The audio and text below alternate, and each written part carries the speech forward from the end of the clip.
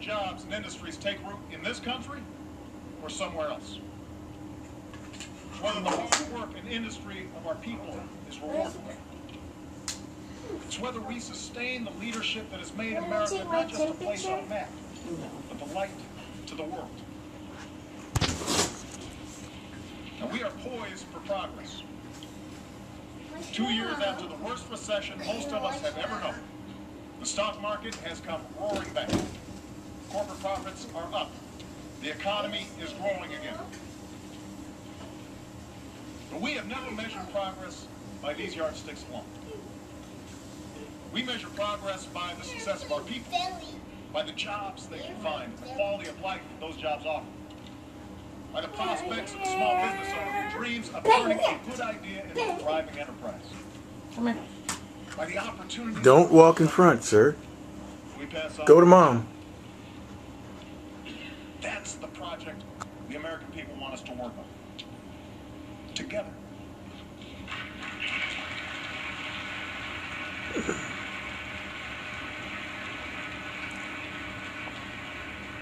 Now, we did that in December.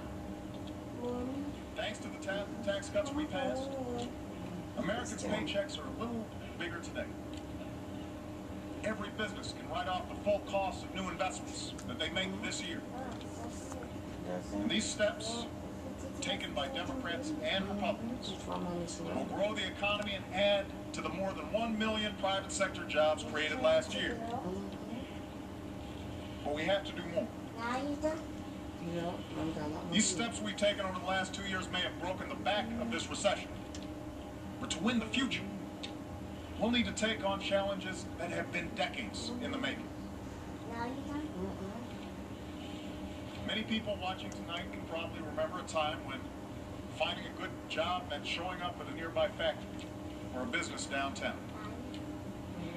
You didn't always need a degree, and your competition was pretty much limited to your neighbors.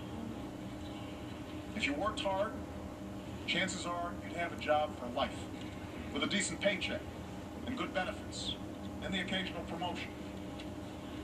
Maybe you'd even have the pride of seeing your kids work at the same company.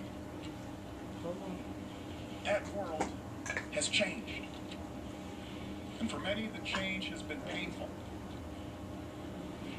I've seen it in the shuttered windows of once booming factories, in the vacant storefronts on once busy main streets. I've heard it in the frustrations of Americans who've seen their paychecks dwindle or their jobs disappear.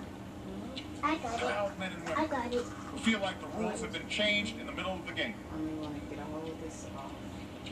They're right. The rules have changed. In a single generation, revolutions in technology have transformed the way we live, work, and do business. Steel mills that once needed 1,000 workers can now do the same work with 100.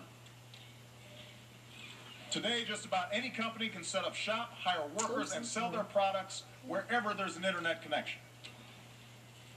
Meanwhile, nations like China and India realized that with some changes of their own, they could compete in this new world. And so they started educating their children earlier and longer, with greater emphasis on math and science. They're investing in research and new technologies.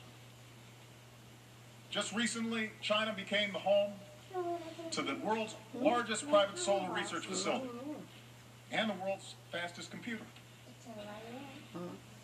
So yes, the world has changed. The competition for jobs is real.